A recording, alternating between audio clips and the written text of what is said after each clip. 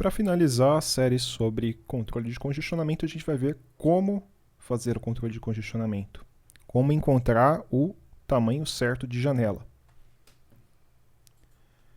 Então, só relembrando rapidamente, o que a gente precisa controlar é a quantidade de bytes que estão em voo, né, que foram enviados, mas ainda não foram confirmados.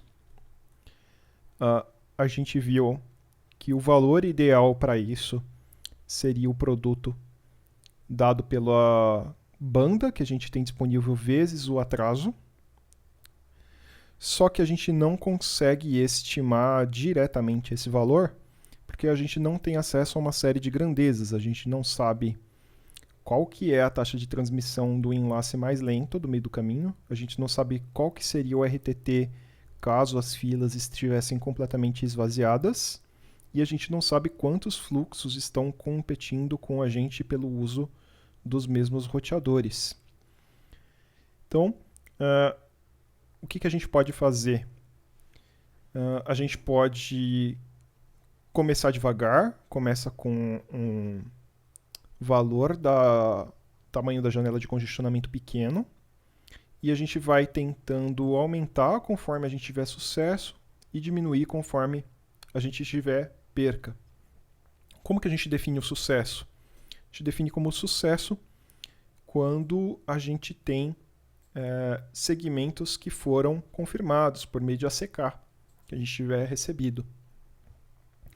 Basicamente, para cada byte confirmado, a gente vai aumentar o tamanho da nossa janela de congestionamento do tamanho máximo de um segmento, que a gente chama também de MSS, né, pela sigla, dividido pelo CWND antigo.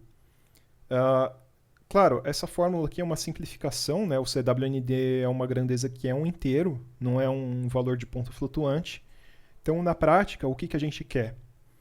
A gente quer que depois de a gente ter confirmação de uma janela de congestionamento inteira, então suponha que a nossa janela de congestionamento atual seja de 3 segmentos, com tamanho máximo, né? 3 MSS.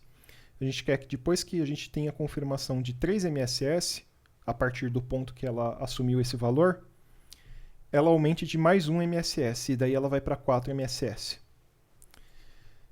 E quando a gente tiver perca, o que a gente vai fazer? A gente vai dividir o tamanho de janela pela metade.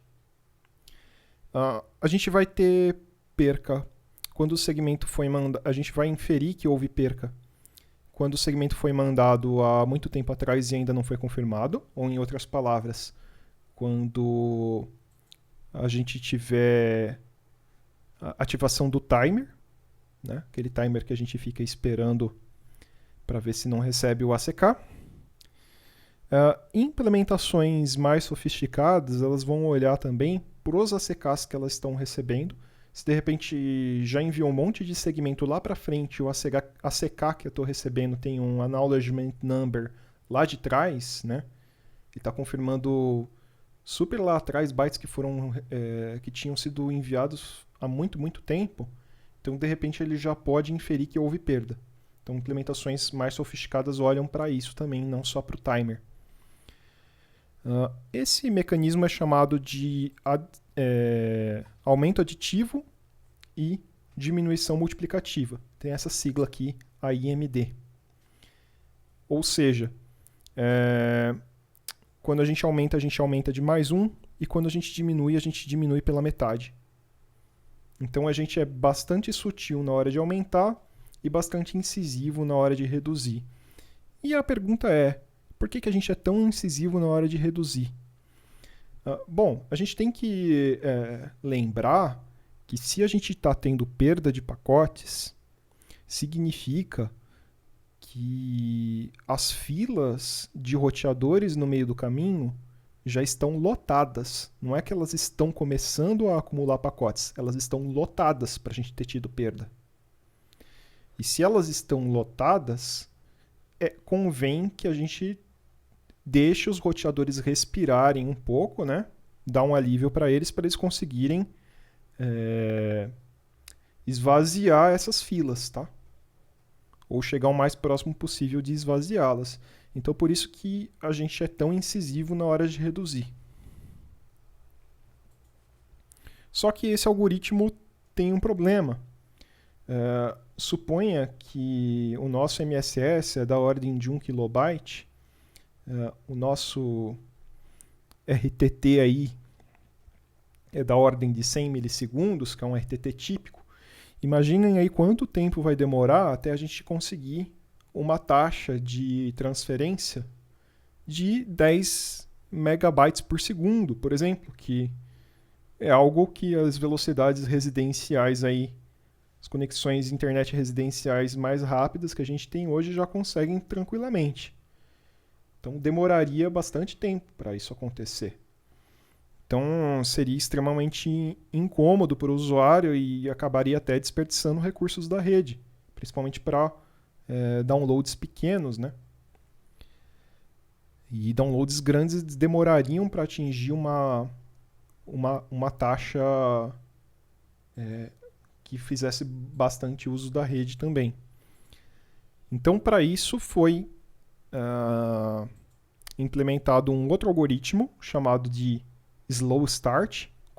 Se a gente fosse traduzir ao pé da letra, seria começo lento.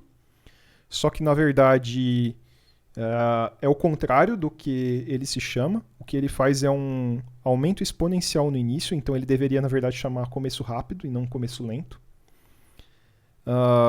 Então foi um algoritmo que foi inventado para resolver o problema do começo lento e chamaram de começo lento. Tá? Então, o que a gente faz? Basicamente, sempre que a gente tiver confirmação de 1 byte, a gente vai aumentar a janela de congestionamento de mais 1 byte. E isso vai fazer com que a janela de congestionamento fique dobrando. Então vejam que interessante. Antes a gente dividia por 2 para fazer a diminuição. Agora a gente multiplica por 2 para fazer o aumento. Tá? A gente está deixando aumentar bastante rápido. Só que assim que a gente tiver a primeira perda, a gente já vai sair desse algoritmo. Então esse algoritmo ele vai ficar executando só enquanto a gente tiver confirmação com sucesso. Assim que a gente tiver a primeira perda, a gente vai dividir o tamanho da janela de congestionamento pela metade e vai voltar para aquele algoritmo do slide anterior, que é o AIMD. Então esse algoritmo aqui, basicamente, ele executa só no começo da conexão. Bom, isso resolve basicamente a questão quando a gente pensa no host, né? A ponta que está atuando como emissor, né? Mas que cuidados que a gente tem que tomar com os roteadores que estão no meio do caminho? A gente pode se perguntar aqui qual que é o tamanho ideal para essa fila para que ela funcione bem com o TCP. Bom, a gente pode pensar, né, que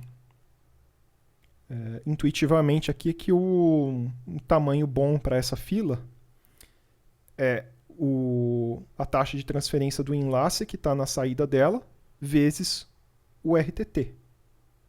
Né? Porque aí vai permitir uma variação aí em torno do produto banda vezes atraso sem que ela estoure facilmente. Vai permitir variações aí dessa ordem. Só que, felizmente, quando a gente pensa em vários fluxos TCP acontecendo ao mesmo tempo, a gente percebe que a gente não precisa de tudo isso para o tamanho dessa fila. Por que eu digo felizmente?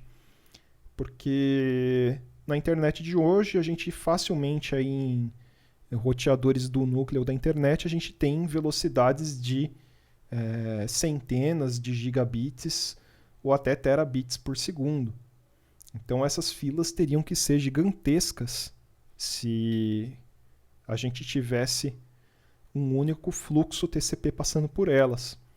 Mas como a gente tem vários fluxos TCP, se a gente fizer simulações, a gente percebe que estatisticamente a gente precisa de menos que isso. E esse vídeo 4-4, que se vocês procurarem na playlist lá do curso de Stanford, vocês vão encontrar, ele fala um pouco sobre isso. Tem também esse paper, que é justamente aqui de um dos professores do curso, né, o Nick McEwen. Já é um paper um pouco antigo, tá? É de 2004, mas eles discutem justamente isso, né? Que quando a gente tem N fluxos passando por um roteador, a gente não precisa de RTT vezes a capacidade em termos de banda, né? Do enlace de saída da fila. A gente precisa, na verdade, disso, né? Que é o BDP, né? Produto banda vezes atraso, dividido pela raiz da quantidade de fluxos que está passando por lá. Então, com isso, eles demonstraram que os roteadores da internet moderna não precisam ter filas tão grandes quanto se imaginava antes.